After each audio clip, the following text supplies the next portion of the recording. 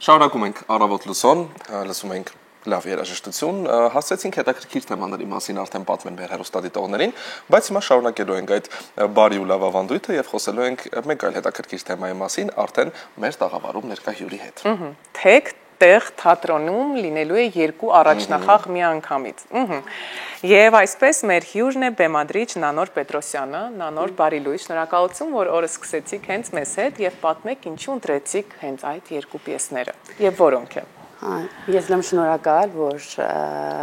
ոնց որ մենք դիմեցինք եւ հյուրընկալեցիք, մեզ համար կարեւոր է ոնց որ կարողանալ պատմել մեր մասին, որտեղ շատ քչերը գիտեն, դուք էլ անձամբ չեք իմանում եւ ուրախ եմ, որ հնարավորություն ունեմ։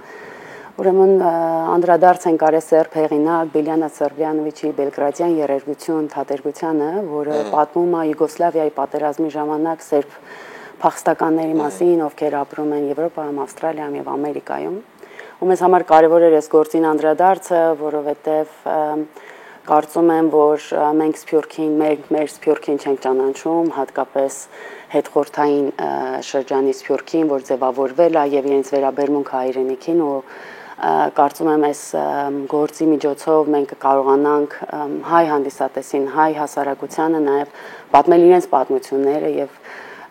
թե ինչ տեսակի կիսատության, դժվարությունների եւ խնդիրների միջով են իրենք անցել եւ ինչ հարաբերություն կարող է պատահի ոմանք Սփյուռքում ունենան ուրեմն Հայաստանի հետ, հատկապես դեպի 2026-ի ընտրությունները, որ գնում ենք, կարծում եմ, որ շատ կարևոր է սրա մասին խոսենք մեր հասարակությունում, որ հասկանանք որտեղ է երկատվածությունը Սփյուռքի եւ Հայաստանի եւ իրանք երբ որ կարծիք են հայտնում մեր մասին, մենք կարողանանք ճիշտ մեկնաբանել իրենց ասածը կամ հասկանալ։ Երկրորդ հեղինակը, որին անդրադարձել ենք, դա լիբանանահայ հեղինակ Արա Արծրունին է, իր մժեղը թատերգությամբ, ինքը աբսուրդ կատակերգություն է, որտեղ մի շարք մարդիկ, մի խումբ մարդիկ, որոնք ունեն կարծես թե հորինված կամ իսկական անուններ, որոշում են սպանել մժեղին, մոծակին եւ փնտրում են մոծակին, փորձում են սպանել մոծակին եւ հետո փորձում են գտնել թե ով բավականաչափ համարձակ չի եղել իր տեսած մոծակին սպանելու համար։ Նման աբսուրդ նկատակերգություն է, ու մեզ համար թեկտեղի համար ոնց որ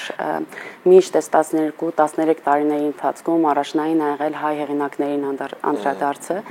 լինեն դրանք այն հեղինակները, որոնք 20-րդ դարի սկզբին, ասենք խորհրդային կարգերի հաստատումի պատճառով լքել են հայրենիքը կամ արգելված են եղել, իրենց անդրադարձը լինեն դրանք արևմտահայ հեղինակներ, թե արևելահայ,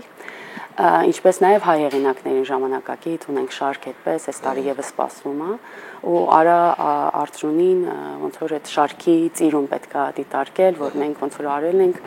թատերային ընթերցանություններից մինչև բեմադրություններ, ընդհանուր մինչև հեռուստահաղորդումներ, որտեղ ընթերցել ենք այդ խորհրդային կարգերի ժամանակ արգելված կամ չտպված անտիպի գործերը եւ մինչև հիմա էլ մենք ոնց որ արխիվներից հետաքրքրվում ենք, գտնում ենք այդ նյութերը եւ դրանց անդրադառնում ենք։ Ուրեմն ասեմ, այս երկու տարբեր բաներ են, գործունեություններ են կամ նպատակներ են, որոնց մենք ոնց որ Հրաշալի կերպով ներկայացրեցիր,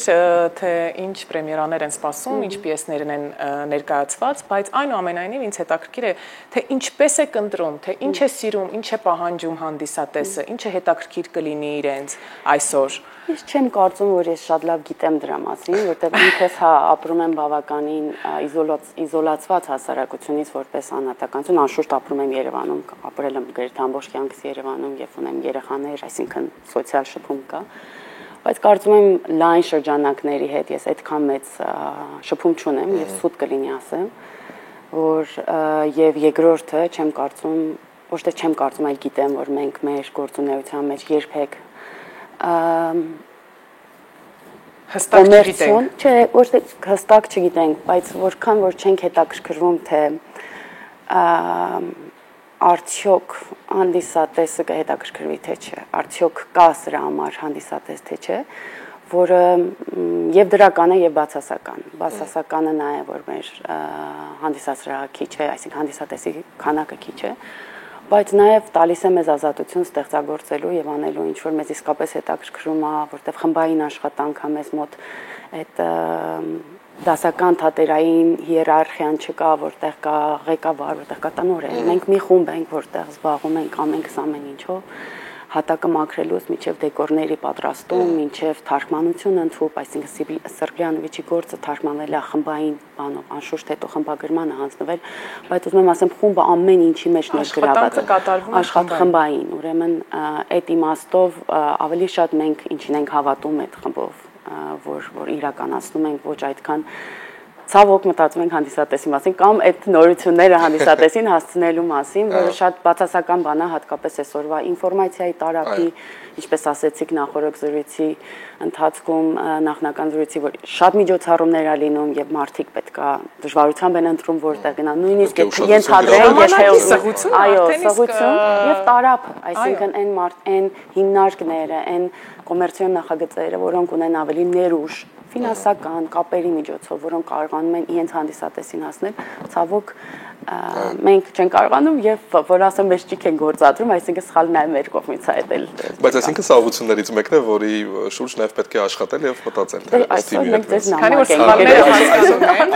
այս պատճառով կատարում են առաջին քայլերը։ Այո, բայց նաեւ արդից օգտվելով իհարկե չեմ կարող չհարցնել եւ չօգտագործել այս հնարավորությունը խոսելու թեք տեղի մասին, ոչ միայն որպես թատրոն, բայց որպես հարթակ 2012 թվականից է գործում, հետաքրքիր է պատմությունը ինչպես է ծնվել այս գաղափարը, ինչպես է հիմնվել թատրոնը եւ ինչ է անում այս տարիների ընթացքում։ Ուրեմն մենք ունենք հիմնական նյութը աշխատանքի թատրոնն է, բայց ունենում ենք տարբեր միջոցառումներ։ Դրանք կարող են լինել աշխատանոցներ, այսինքն հրավիրում ենք արտասահմանցի կամ սփյուռքահայ արվեստագետների, որպեսզի այստեղ աշխատանոցներ կազմակերպեն, անցկացնեն կամ դասախոսություններ։ Եվ այս ամենը թատրոնի մասին, գրքերի հրատարակչություն, օրինակ այս տարի մենք նախաձեռնեցինք եւ հրատարակեցինք Գյուլբենկյան հիմնադրամի միջոցով սովետական թատրոնը առաջին 10 տարիներին մինչև ստալինացում գրքի հետազոտություն Հայկոյի Մուրադյանն էր հեղինակը, թարգմանվեց նաեւ անգլերեն, անցյալ ամիս մենք հրատարակեցինք եւ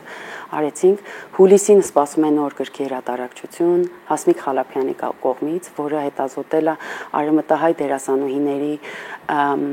ազդեցությունը օսմանյան քաղաքական եւ սոցիալական մշակութային կյանքի վրա, թե ինչ ազդեցություն են ունեցել մեր դերասանուհիները իրենց վարքագծով, ներկայությամբ, օսմանյան բեմում ազդեցությամբ, շուտով կհրատարակվի եւ հրատարակվելու է արևմտահայերեն եւ թարգմանվելու է թուրքերեն, որի համար շատ ուրախ եմ, որովհետեւ Թուրքիայից հետաքրքրություն կա եւ ոչ անպայման պետական մակարդակով, բայց հետազոտողների կողմից ու կարծում եմ Հասմիկի այս հետազոտությունը ոչ միայն մեզ համար, հայերիս համար մի նոր ձևով կբացվի, որովհետեւ հիմնականում հայ թատրոնը հետազոտված է կամ ներկայացվում է կարելի ասել ավելի պատումային տեսքով, այսինքն ավելի կատարողական, այսինքն իրենք լավ էին խաղում թե չէ, բայց թե ինչ ազդեցություն է ունեցավ, ինչ է նշանակում կինը բարձրանաբեմ, ինչ է նշանակում կինը իր անձնական գումար ունենալ եւ ամուսնուց կախված չունենալ։ Մենք կարծես թե այդ մասը ոնց որ շրջանցում ենք ու գիրքը հենց միտում ունի խոսելու այդ թեմաների մասին։ Նաև անում ենք թատերային ընթերցանություններ, ոնց որ ասեցի անտիպի եւ արգելված հեղինակների մասին, հայ նոր հեղինակներին ենք անդրադառնում բազմաթիվ անուններ, չգիտեմ, Կարեն Կարսյան, Հովհաննես Իշխանյան, Նարեկ Գրիգորյան, Մարիաննա Պահլևանյան, դրանք այն հեղինակներն են, որոնք լայն հասարակության հայ հիմա չեն ճանաչվում, այսինքն մեյնսթրիմում չեն որպես հեղինակներ ծանոթ չեն, բայց մենք իրենց հետ համագործակցում ենք եւ այս տարի ունենք նորը, որը կլինի դոկ թատրոնի շատ հետաքրքիր մի պատմություն մի խումբ կանանց մասին, չեմ ուզում դեռ պատրաստ չի եւ կարծում եմ այդ ժամանակ էլի կգամ կպատմեմ, էլի հայ հեղինակի հետ։ Մյուս բանը, որ մեզ համար կարևոր է, դա միջազգային այն նյութերը, այն թատերգությունները, այն հեղինակները, որ լայն տարածում չունեն, ոչ միայն Հայաստանում, այլ նաև աշխարհում, դա հետազոտության արդյունքում ալում, այսինքն ընթերցել, կարդալ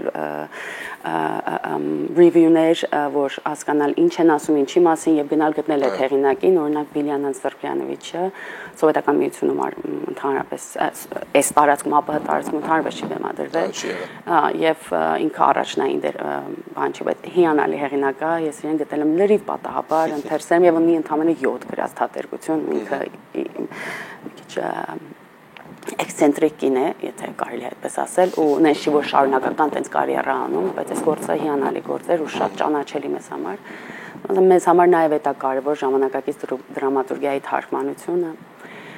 Էլ ինչ ենք անում մենք։ Բայց շատ բաներ եք անում։ Իրականում մեծ աշխատանք է, չէ՞, կատարվում այդ։ Տեսեք, մեկ հարցից պարզվեց, որ մի քանի անգամ պետք է հյուրընկալվեք մեր տաղավարում առնվազն յուրաքանչյուր թեման այսպես ավելի մանրամասն քննարկելու, որտեղ իսկապես հսկայական աշխատանք եք անում։ Ու հետաքրքիր է թիմը, ինչպես դուք նշեցիք, կարծես թե շատ մեծ չէ։ Ինչպես է կարողանում պլանավորել այս աշխատանքը միասին։ Եվ քանի հոգուց է բաղկացած, դա էլ է հետաքրքիր։ Ինչպես են այդ աշխատանքները կազմակերպվում։ Նայած նախագծի, բայց հիմնական խումբը 5-6 հոգի ենք։ Անում ենք ամեն ինչ, ոնց որ ասեցի, մակրումից մինչև SMM, մինչև թարգմանություն, մինչև գնումներ, վերանորոգում տեխնիկայի, ամեն ինչ անում ենք, լույսերի կախում, բեմի դեկոր դնել, հավաքել, այդ էլ է մեզ վրա։ Ուրեմն տքնաջան աշխատանք է, որը 85% արվում է կամավորական սկզբունքներով, որովհետև ֆինանսավորում չունենք, բայց ես կարծում եմ, որ դա եւս չնայած ցավոտ երբեմն դժվարություններ, ոչ թե երբեմն դժվարություններ, բայց եթե 2012 թվականից մինչ օրս այդ խումբը կա, թատրոնը կա, դա նշանակում է, որ կա մեծ հավատք, սեր, եւ սա ամենակարևորն է։ Եվ նաեւ ինձ համար, անձնապես ինձ համար, մյուս խմբի անդամները այստեղ չեն, ցավոք ես եկա մենակ, կարևոր է մթնոլորտը, որտեղ որ մենք աշխատում ենք, այսինքն ինչ համարձակություն ունենք կիսելու մեր վախերը, մեր ցավերը, մեր պատմությունները ու կարծում եմ, որ դուք ինձ ներկայացրիք բեմադրիչ, բայց մեր սկզբունքն է ներկայացման մեջ, որ ամեն մարդ իրավունք ունի ամեն ինչ անելու եւ հավատացեք, որ իմ ներդրումը որպես բեմադրիչ ներկայացումների մեջ մինիմալ է, որտեղ խմբում ամեն մարդ ինչ կարծիք ասում է, դա միանգամից փորձում է, այսինքն փորձառու կոնցեպտը իմպրովիզի արդյունքում է լինում, այսինքն մենք հավաքվում ենք, կա տեքստը եւ բացարձակապես չգիտենք ինչ ենք անելու դրա հետ ու տենց չիմանալով գնում ենք մինչեւ առաջնախաղ, մինչեւ որ հանդիսատեսից կարելի ասել հասկանում ենք, որ մենք ինչ արեցինք, այսինքն ինչ ստացվեց, այդ սկզբունքն էլ, որ ասում էի վախերի, կասկածների կամ մտքերի բանը միմիայն զուտ խոսքով չի, այլ ֆիզիկական փորձառությամբ է գնում առաջ, ու դա հետաքրքիր է։ Ես կարծում եմ, որ շնորհակալություն հետաքրքիր զրույցի համար, Նանոր, ես կարող եմ ասել։ Արդյունքում արդեն մեծ ցանկություն կա, չէ՞, գնալ, տեսնել,